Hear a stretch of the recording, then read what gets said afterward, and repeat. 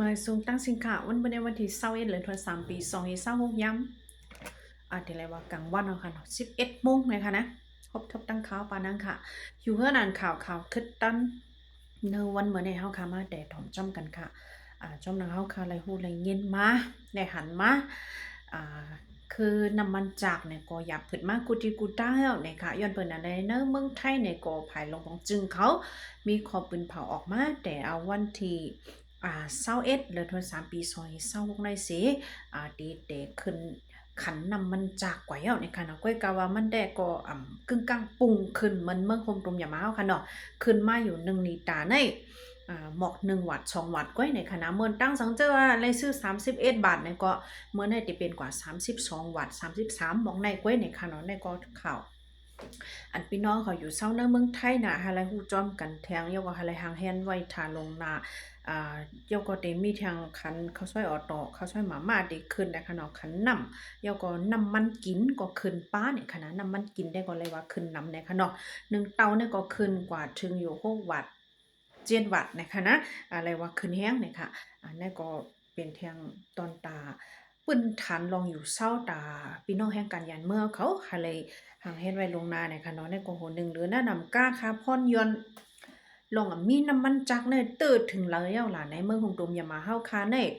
คือวินไหลกึดไว้กูล้ำเหย้าอ่ำจังออกมีเนาะว่าไหนค่ะเนาะเหมือนจังหนังเว้าเครื่องวินอันพี่น้องก้นเมืองซื้อไว้ลงนาตาได้ออกตาออกตั้งจังนั้นก็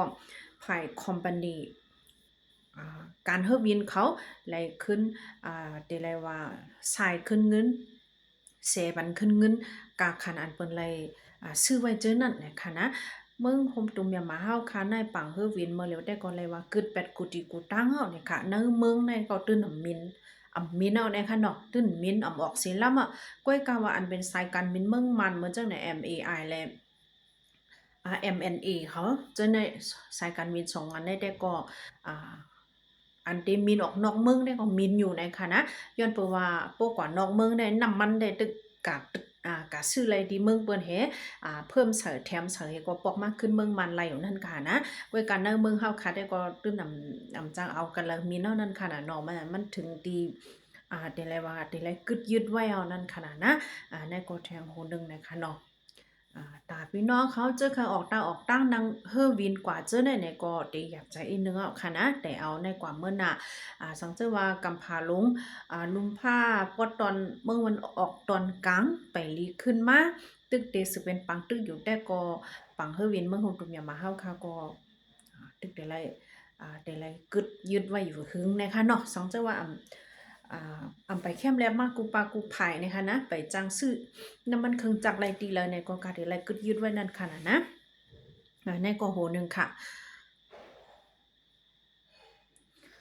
สืบเสียก็เฮาค่ะมาถอมด้วยทางข่าว Federal FM นะคะนะตีเมืองใต้ปอดของเฮาค่ะเนอเส้นตั้งลงปีทองสุค่ะเส้นตั้งลงเมืองโฮมตุ้มตั้งเส้นตั้งหมดนะคะเนาะอันลูกลาเซียวกว่าทั้งนำตูอันลูกลาเซียวกว่าทั้งหมู่เจเจอในนะคะฝ่ายเกาก้าง M&D เขาสืบเปิด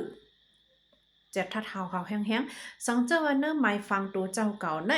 สังเจอว่าเจ้าคือก้นคือเป็นเจ้าคือตาอ้างไหนจึงถูกเจ็ดทัดเฮาแห้งๆเจ็ดปาฟงสังเจอว่าหันว่ามีลงก้องกายเกี่ยวข้องกันจังจุ้ม TNLA ในจึงดึงยอป่วยว่าในคะเนาะในก่อนเลยว่าเฮาแห้งแต่หาว่าบะในคะนะย้อนเพิ่นนั้นและย้อนฟังเพิ่นถึงป้าปีน้องเจ้าคือตาอังเขาเดี๋ยวออกตาออกตั้งย่ำต่อเหลียวในแต่ก็มันห่มลมค่ะนะวนลีในค่ะเนาะตาลองหลอดเพศดูเก่าในค่ะนะในก็อยู่ที่ในเสย้อนฟังปันป้าในค่ะเนาะย่ำต่อเหลียวในเก่าก้างเขาเจ็ดแต่เจ็ดว่าจะเท้าแห้งในค่ะนะในก็โหนึงนะคะว่าเป็นผู้ใจหลีทางเทิมในยอบไว้กำเหลียวในค่ะเนาะซึ่งเพราะว่าเป็นผู้ยิ่งและเขาจะทัดหันว่ามีลงเกี่ยวข้องกันจัง TNLA เนี่ยก็จะทัดเท้าแห้งเหมือนกันนะคะนะก้อยกาถึงกันยอบไว้ขังไว้เหมือนผู้ใจนั่นค่ะเนาะในก็โหนึงค่ะย่อก็มีทางข่าวลื่นลังลงโหในค่ะเนาะในเมื่อวันที่20ค่ะวันที่20เดือนธันวาคมปี2026นะคะเนาะย้ำกลางเหนือกลางวันจังไหนค่ะ11 โมงไปพ้องย้ มุนเจ้าสังขาเขาตึกซุงซ้อมอยู่ที่เว้งกัดสาเนี่ยค่ะที่จ้องมุนเจ้าเนเว้งกัดสาอันมีเนปอกซ้ำเนี่ยค่ะเนาะคอมชินซึกมันเมื่อปล่อยหมักเสอนะคะถึงตีลูกตายกันพวกเกาะพวกกองเนี่ยค่ะเนาะอันเป็นตะกาศรัทธาเนี่ยค่ะลูกน้องตะเป้เนี่ยก็ออนกันตึกมือกับซ้อมอยู่ที่จ้องมุนเจ้าได้มีสีจันเนี่ยค่ะนะเป็นกว่าพ้อง11 โมงเนี่ยค่ะเนาะเจ้าสังขาเขาก็ตึกย่อตัวย่อคิงให้ซุ่มซ้อมกันอยู่อันเป็นตะกาศรัทธาเนี่ยก็ตึกกาบซ้อมอยู่พ้องย้ำหนองนั้นเนี่ยค่ะย่ามหมักมาปล่อยหมักเสิร์ฟถึงดีป้าเจมเจ้าสังขาก้นเฮิรนอันเป็นตะกาศรัทธาเจ้าแน่ลูกตายอ่ำย่อม30ก้อเนี่ยค่ะนี่ก็เลยว่าเขาอันลีมองใจเต้ๆอันลีตกใจเต้ๆเนี่ยค่ะนะที่เว้งกัดสาตึงแจแก้งตอนเนือเนี่ยค่ะเนาะย้อนเปว่าเว้งกัดสาได้เป็นปังตึกซิมเวียงอยู่ตั้งหึงตั้งฮี้ใจเมื่อเลือนป่นมานั่นเนาะเนี่ยค่ะเนาะนี่ก็เย่าก็จ้องมุนเจ้าอันมีเนื้อปอก3เว้งกัดสาในเป็นที่พี่น้องก้นปลายเพเขามาย้อนปึงอีกอยู่เศร้าไว้มีตั้งนำตั้งหลายเนี่ยค่ะนะอ่ำยอม30เนี่ยค่ะเนาะย้อนย้อนเปิมแห้งมันเหยอะน่ะแลแต่ละว่าโฮงก่อไก่และวัดว่าพาสื่ออันมีอยู่นวักย่องในก็ลูกไกวกว่าตั้งนำตั้งหลายอันไล่มัดเจ็บแต่ก็นับโปอ่ำแปไล่เนี่ยค่ะนะเยาก็ดีเว้งกัดสาในโฮงยาอ่ำผุยเนี่ยค่ะเนาะมันเป็นปังตึกซิมเว้งไลอ่อนกันปลายมดอ่ำมีหมอยาอ่ำมีพออยู่ย้อนเปิ้นนั่นแหละเป็นลองอยากใจเต้ๆว่าดัดในแลยุดยาก้นเป็นอะไรครับตั้งบาดเจ็บย้อนเพหมักปล่อยเนี่ยก็เลยว่าขันใจแต่ขันใจว่าเนี่ยค่ะเนาะนี่ก็เป็นเราเป็นข่าวอันนี้ตกใจโหนึงเนี่ยค่ะกำแนวค่ะมาถ่อมด้วยข่าวคันค่ำค่ะเนาะย้อนปืนสังแต่ก่อมหูคันค่ำน้ำเมืองโฮมจมยามาเฮาค่ะได้ลงมาขึ้นแล้วเนี่ยค่ะนะ1 ปากไป200,000กว่าเนี่ยค่ะเนาะในวันเมื่อได้ค่ะ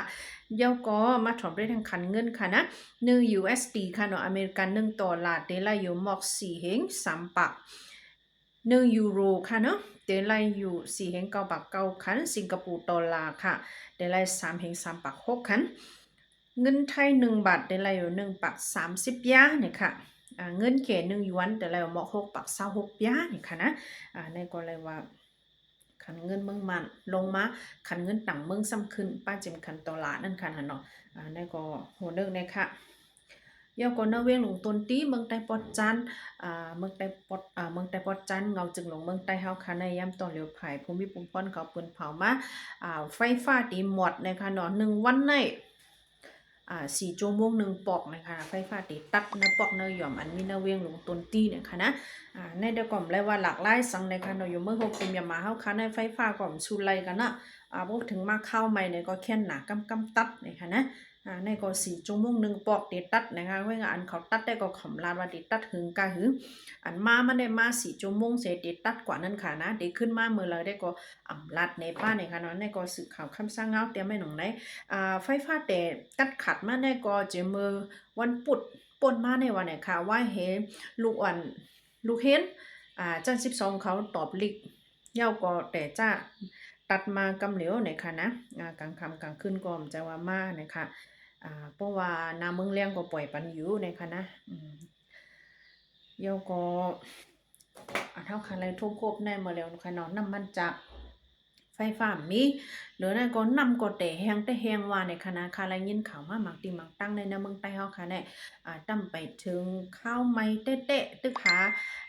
ป่นมาเหลือน4ก้อยตึกเข้ามาเหลือนหาเหมอก็น้ำหมูว่าน้ำสังว่าจะได้แต่แหงกันข้าวแห้งๆในก็มันป่องว่าน้ำลินเห็นผาเมืองเฮาค่ะเนี่ยมันถูกยารู้แล้วแหละมันเหมือนปักเก่าเมืองเก่าเลยนั่นก็มันจะเมืองเฮาค่ะก้อยกำพาลงก็แต่ฮ้อนแต่ไม่มาเนี่ยค่ะย่อมก็มีไฟข่าวลุ่มผ้าปืนเผามาเนอเมืองคมตุมยำมาปอดตอนกลางอันหิมเวียงหรือแล้วเจแก้งเนอจะเนี่ยตั้งไม้ในไม้หรือสีเปิ้นสุดนะคะนะมันหลีไม้ใจเต้ๆวาลีเลยเปิดตัวเนี่ยค่ะจะเจอปีน้องเฮาเขาอันซื้อไว้นำมันจากเหหลวงไว้เสนอปุงเนอสังเฮเก็บไว้ที่เฮือนจะในก่อเพราะว่าฟิงฟ้าใหม่นะอาลาไหนก็จังเป็นเพใหม่ไหลหางก้วยเนี่ยค่ะนะในก็ย้อนปันพังทางคนนึงนะคะเนาะอย่าไปไว้เมามังในคณะทัดสีดีเจสังเตอร์ดูเจ้าเก่าไล่ซื้อไว้เนี่ยก็มันติเลยว่าไว้บันตีหลอดเพอันนำป้อไรไม่เจออันตีกัดตีเย็นอีกนึงนะคะเนาะมันจังเป็นเพเนี่ยค่ะนะข้าวยำข้าวก็ตีเตรียมเย้าเลยข้าวคาจงก้อยมาโฮบทบกันแทงค่ะนะมาซึ่งไรยินหลียินจมกูก็ค่ะ